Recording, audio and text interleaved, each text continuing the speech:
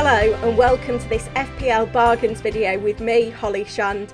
In today's video, I'm going to be sharing with you my top 5 FPL bargains for the upcoming season.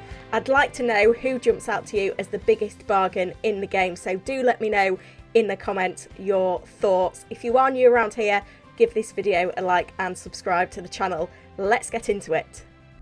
Now, this may seem a little bit strange to be picking out the most expensive defender in the game as a bargain, but Trent Alexander-Arnold at 7.5 million is an absolute steal. He rose in price by 1 million last season. He got as high as 8.5, did drop down to 8.4 at the end of the season, but a colossal rise in price. There was only a couple of players that rose higher than Trent, so to see him come in at the same price as last season and not go up to 8 or 8.5 was a huge surprise for me, and it's made him an absolute lock in my team. You've got to remember he's playing in the best defence in the Premier League. Liverpool kept 21 clean sheets last season, and out of all players, Trent managed to create more chances than any other player with 90. That's across all players, not just defenders, every player in the entire Premier League. So really impressive numbers.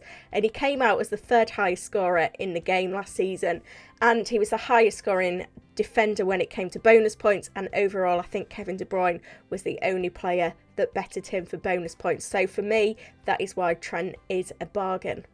Now, the next player I've identified as a potential bargain is Manchester United's Marcus Rashford. He's dropped in price by a full 3 million to just 6.5 million. He could make a mockery of that price tag if he gets back to his best. Now, I think the key to Rashford having a successful season will be how he adopts to play at Manchester United under the new manager Ten Hag, but also the future of Cristiano Ronaldo. We've heard that he wants to move away from Manchester United. He's not been involved in the pre-season tour, so if Ronaldo does go, then I think that really opens up an opportunity for Rashford. He's listed as a midfielder, could play as a forward, and I think he could really excel under Ten Hag's system.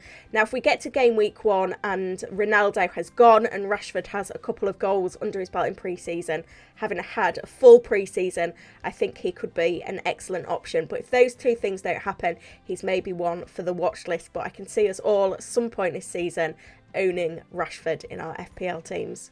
Now, the next gem I've selected is Liverpool's Luis Diaz. I was surprised to see him come in as a midfielder, whereas Jota has moved to a forward, and he comes in a full 5 million cheaper than Mo Salah. So that's certainly food for thought, something to consider there, whether you choose him instead of Salah or whether you double up on that Liverpool midfield. The fixtures justify it, particularly Fulham away game week 1.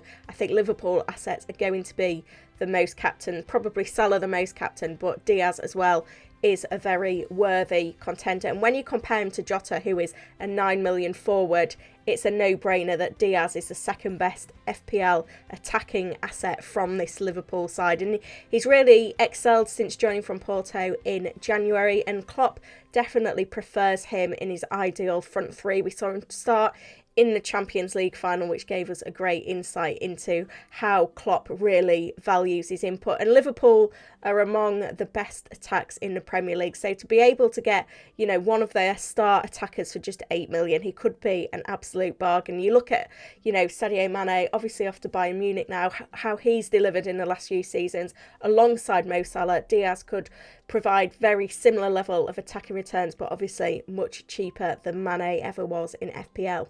My next bargain is a player that's dropped a full 1 million in price. We've seen lots of goalkeepers get price drops to be very favourably priced.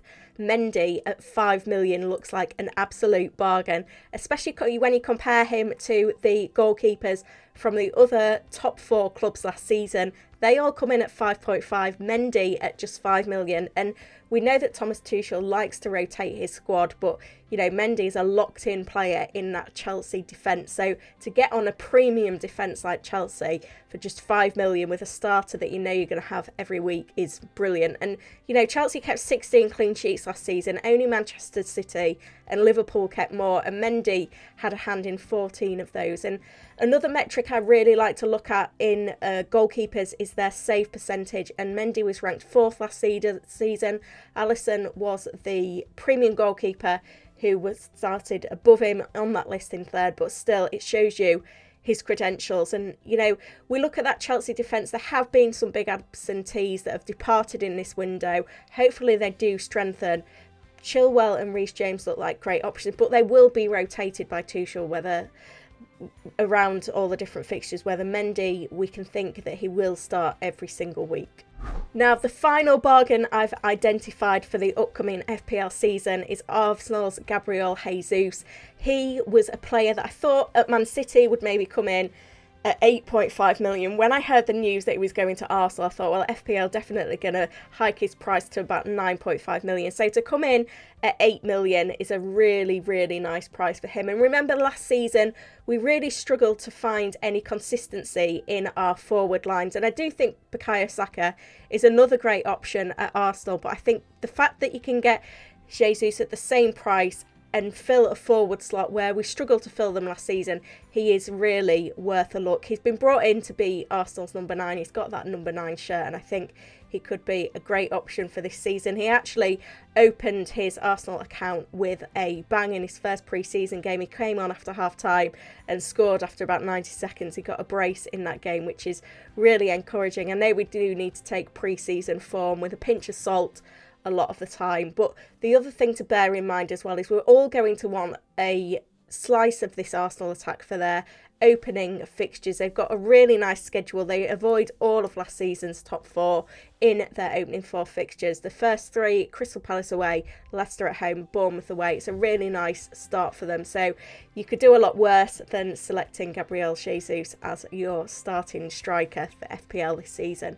Now, if you've got any feedback as to what you think to my FPL bargains, do get in the comments and let me know. I do try and get through as many of the comments and respond to as many as I can, but do also check out my Rate My Team service, which you can find in the description below, which takes you to my link tree. If you want to get your FPL team rated ahead of the new season, do take advantage of that service, and you'll also get an exclusive invitation to my Discord channel where you can talk to me and other fantasy managers. It's a really great thing to get involved in. If you've enjoyed this video, please give it a like and subscribe to the channel, and I'll be back very soon with another video. Bye for now.